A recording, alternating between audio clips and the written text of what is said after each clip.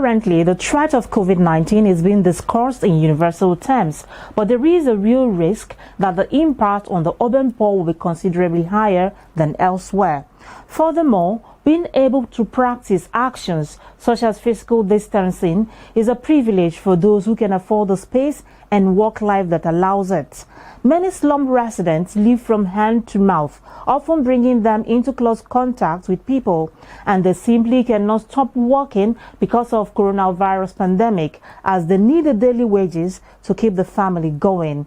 Coming up today on the program, we shall take a look at the effect of slum proliferation on COVID-19 spread, plus the effect of housing on health and the housing conditions of civil servants. This and more will come your way right after the news. I am Flora, your housing diva.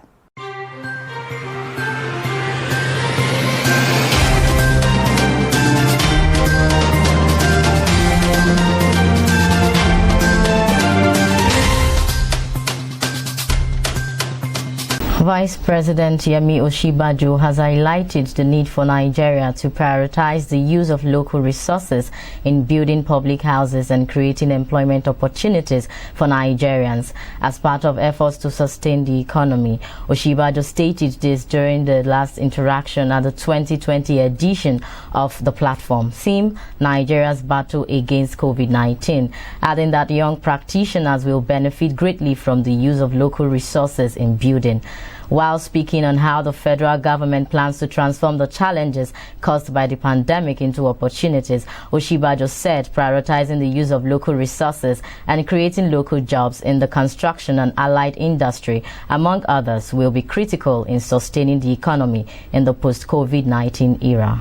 The Housing Development Advocacy Network, HDAN, has called on the federal government to ensure that seized and vacant houses are converted to patient isolation centers in order to effectively manage the rising number of the coronavirus cases in Nigeria. This was made known through a statement signed by HDAN Director Festus Adebayo, stating that one of the effective ways of tackling the pandemic is for the government to make available more facilities for the isolation and treatment of infected persons by temporarily converting unused buildings to places of isolation and treatment. The group also encouraged real estate developers to participate in the efforts towards successfully managing the pandemic by assisting the government with information about buildings that can be available for such exercises. Stakeholders in the housing sector have reiterated their call for the establishment of a National Housing Commission, which will set standards to monitor and evaluate housing policies as well as the sector in the country. They made the appeal at the last webinar organized by the Housing Development Advocacy Network, HDAN, where former Managing Director, Nigeria Mortgage Refinance Company, Professor Charles Inyangete, led the advocacy for this. Housing Development Advocacy Network, HDAN, has announced that in the month of May 2020, key stakeholders in the housing sector and the general public would benefit from series of webinars that the group has built to take place. HDAN Director Barrister Festus Adebayo made this known, adding that the first webinar is scheduled to hold on the 7th of May, with others to follow on the 8th and 11th of May. The Federal Mortgage Bank of Nigeria, FMBN, is considering a 180 and 360 days moratorium to assisting loan beneficiaries under its projects. FMBN Managing Director Ahmed Dangiwa stated this at a parley with journalists in Abuja, explaining that the COVID-19 experience has made the bank consider embarking on a full automation and digitalization of the operations nationwide. He, however, added that credit facility will most likely shrink and the bank would be more stringent with the private sector, as repayment may likely increase due to the uncertainties over household incomes, and the sector needs to stabilize through the sustenance of activities.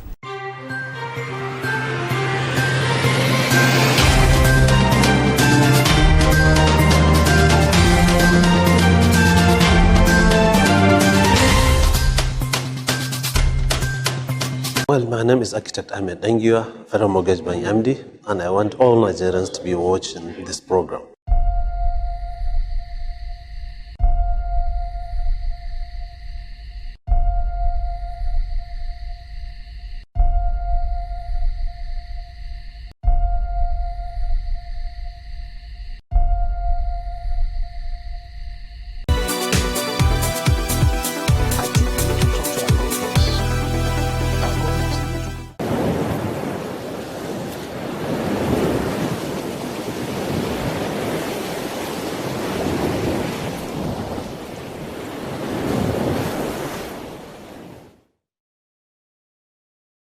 For full details of the news and more stories, visit www.africanhousingnews.com.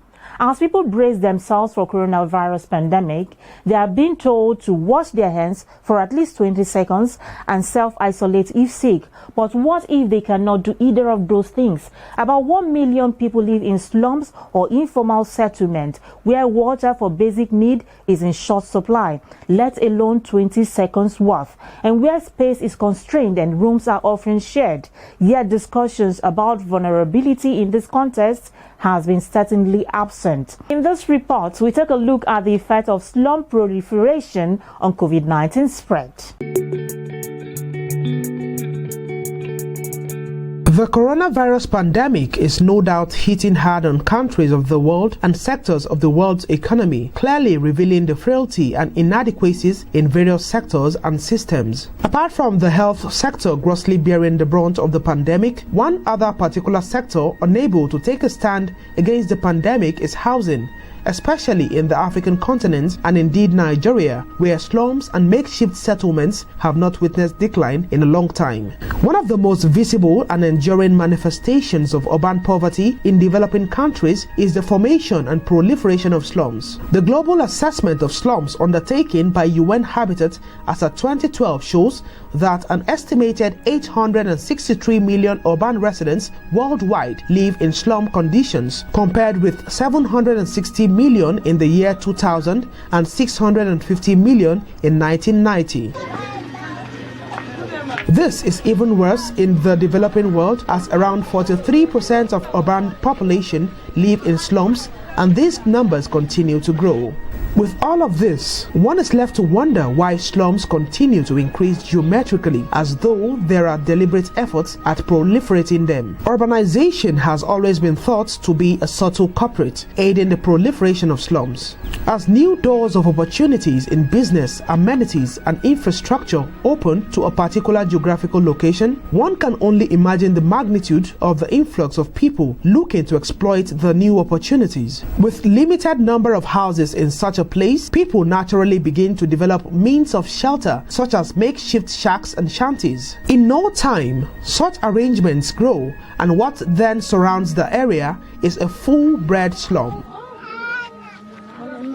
These settlements have the most deplorable living and environmental conditions, characterized by inadequate water supply, squalid conditions of environmental sanitation, overcrowding and dilapidated habitation, as well as economic and social deprivation. These factors make it abundantly easy for the spread of diseases and create a somewhat difficult situation for managing and controlling such diseases. One can easily trace the spike in COVID-19 cases to all of these slums scattered across states of the Federation, with particular emphasis on those in Lagos and the Federal Capital Territory.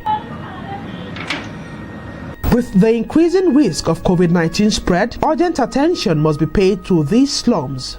It's about time government took proactive steps towards upgrading the makeshift houses and also the living and environmental conditions of these slums in efforts to create new cities out of existing structures in the slums. Since people living in slums already acclimatized with the area, providing requisite infrastructure and upgrading such slums to livable habitats will no doubt better the lives of the residents and mitigate the proliferation of slums. Another way to check the expansion of existing slums and the development of new ones is to effectively and sustainably address the inadequacies of the housing market, more specifically the shortfalls on the supply side. By increasing access to affordable and decent housing, the proliferation can be eradicated, as slum dwellers will always prefer to live in better conditions. All of this will in no small way stop the spread of diseases and eradicate epidemics and pandemics such as the prevalent coronavirus in Nigeria and indeed the African continent. I'm Debbie Erb. I work for OPIC in the United States, and keep watching the Affordable Housing Development Program.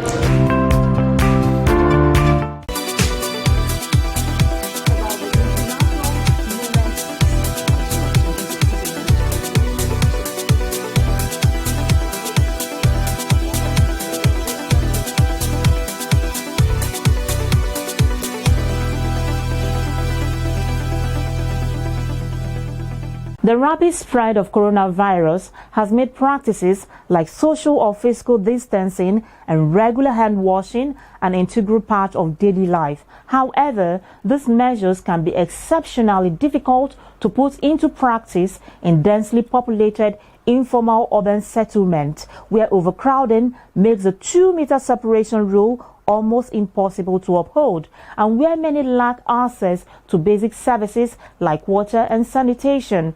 Urgent attention must be paid to the slums to mitigate its spread. Stay tuned, I'll be back in a moment.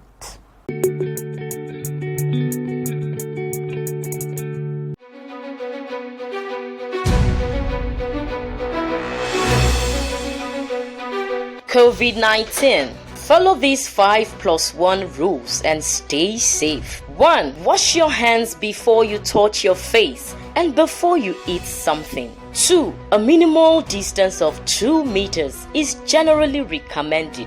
3. Wear a mask to protect other people and yourself. 4. Stay home. 5. Cough or sneeze in your sleeve. Use a paper tissue or your sleeve and not your hand. Finally, please stay calm. Together we will succeed. This message is from the Abuja International Housing Show, the largest housing event in Africa. Stay safe, we will succeed.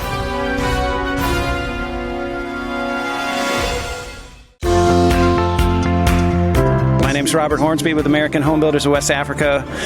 Keep watching Housing Development Program.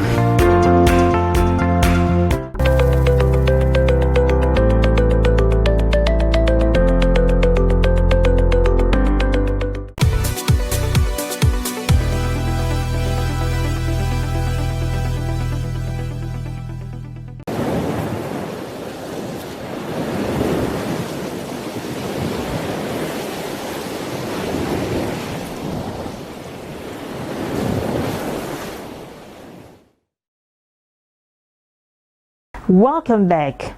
Nigerian workers, who are the driving force of the nation's development because of their invaluable contributions to the economic growth, have this to say about their housing conditions and plights. Take a look.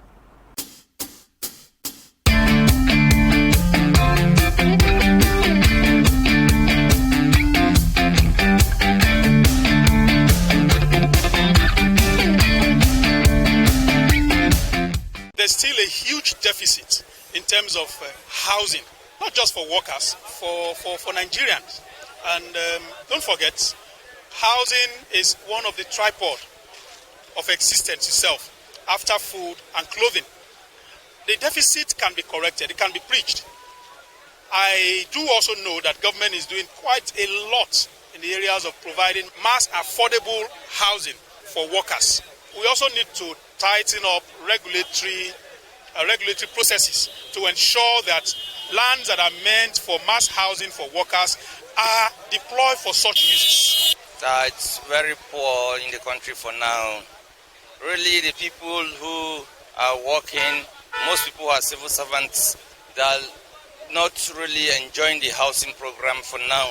Because most people, the politicians, have hijacked the whole thing, and civil servants are suffering.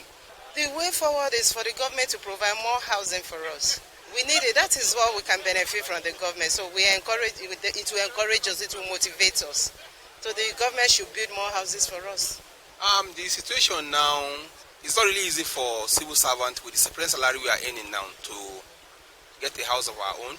But what I believe government can do is to provide affordable houses which will commensurate with the salary we are earning.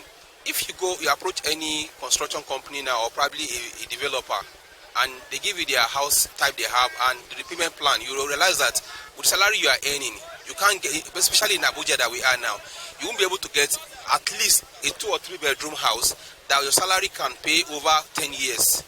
So what they should do is get houses that will be built by federal government, and the repayment plan will be in line with the salary we are earning.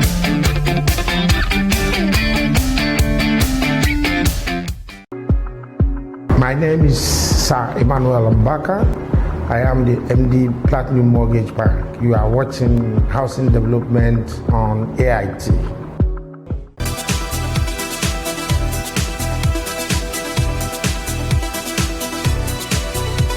This is where housing affordability and effective mortgage system comes to bear, as the civil servants have the right to own a comfortable home before and after retirement.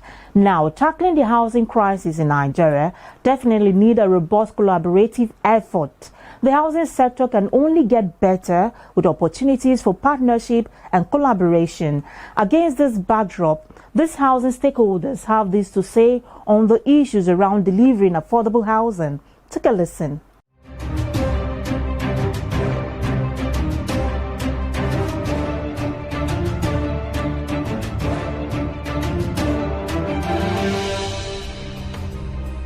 Social housing means that, okay, government know that these people cannot afford, and they subsidize highly for them to be where they're supposed to be. And now, when you say affordable housing, because of affordability, you throw them from Asokoro, you take them to Masaka or Karishi or wherever, or Kuje. Why is it that they cannot benefit from what belongs to Asokoro and Maitama? So in countries where they practice social housing, they don't normally discriminate against them. What they do is that government will subsidize highly to have those people where they're supposed to be as a citizen of that country.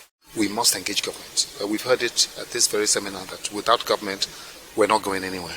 But it's not just government. Without the private sector moving, we're also not going anywhere. So everybody is key. Everybody is vital to ensuring that we move forward. If you liberalize access to housing, that will have both impact on their socioeconomic condition, as also in their businesses. And that obviously you aggregate would have impact on our national economy.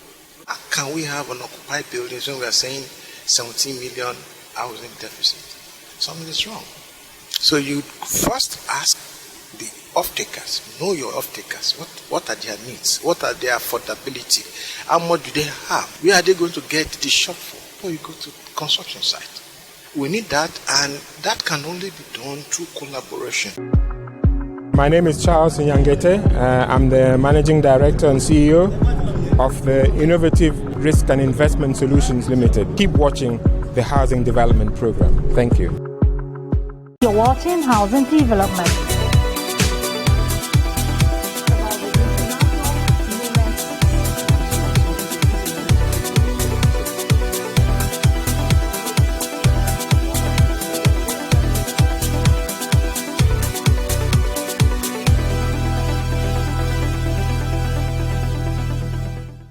You're watching Housing Development.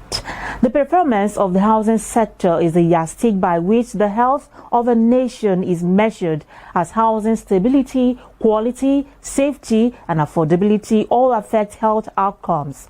The impact of housing situation does not only affect a person's state of bodily health, but also their feelings of well-being and general ability to cope with everyday life. This next report takes a look at the effect of housing on health.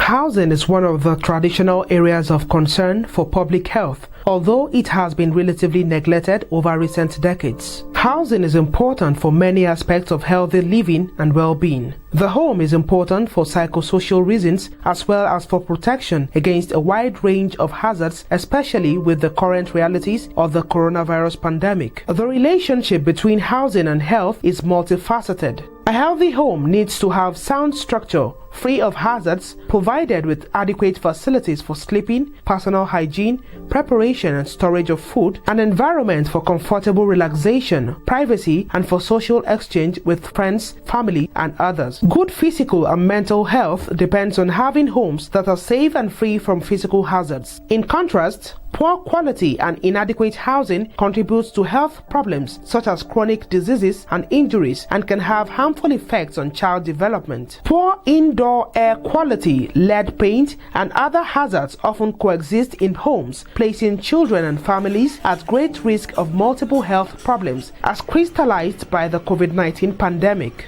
Hazards resulting from lead poisoning irreversibly affects brain and nervous system development, just as substandard housing situations that allow water leaks, poor ventilation, dirty carpets and pest infestation can lead to an increase in mold, mites and other allergens associated with poor health. Cold indoor conditions have also been associated with poorer health, including an increased risk of cardiovascular and respiratory diseases.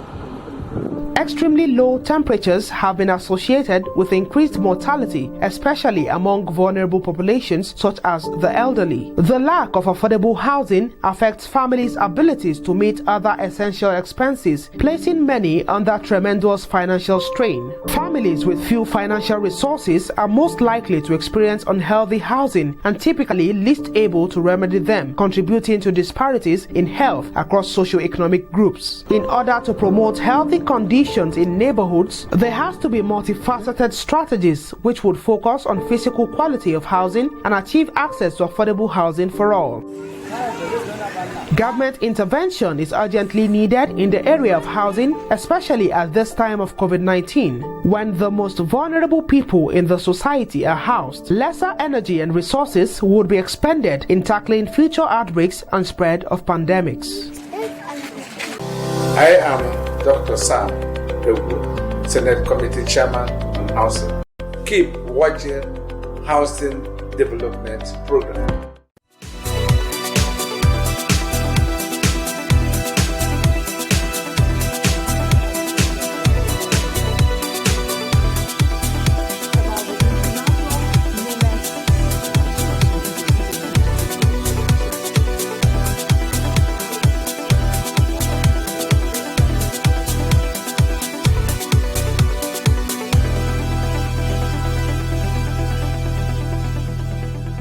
The need to enhance the living condition of people in any society cannot be overemphasized. Where people live is at the very core of their daily lives, and the residential space of a person's home plays a central role in shaping his health and well-being. The health status of people has serious consequences on the economy of the country where they reside, as a healthy workforce is a requirement for a vibrant economy.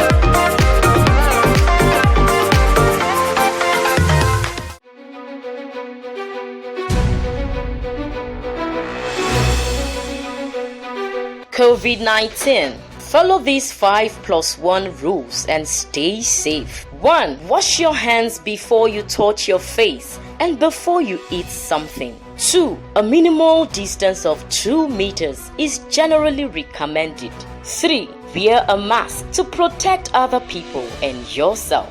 4. Stay home. 5. Cough or sneeze in your sleeve. Use a paper tissue or your sleeve and not your hand.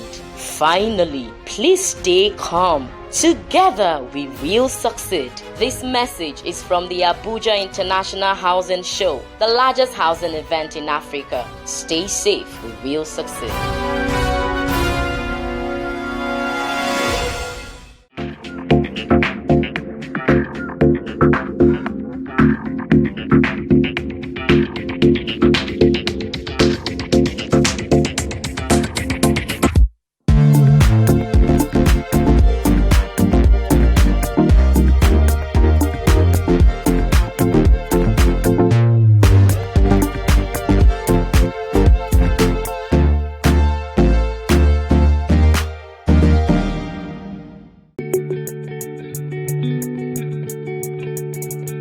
The right to occupy a decent shelter is paramount, and the availability of decent and affordable housing should be given utmost importance in the nation. On that note, I call it a wrap on today's edition of Housing Development. Know that you can watch today's episode and previous ones via the YouTube channel Housing TV Africa. Be part of the conversation by following Housing Development on all social media platforms. As you go out, for your safety and good health, wear a face mask, observe the social distancing rule, and wash your hands regularly. I remain Flora, your housing diva. See you soon.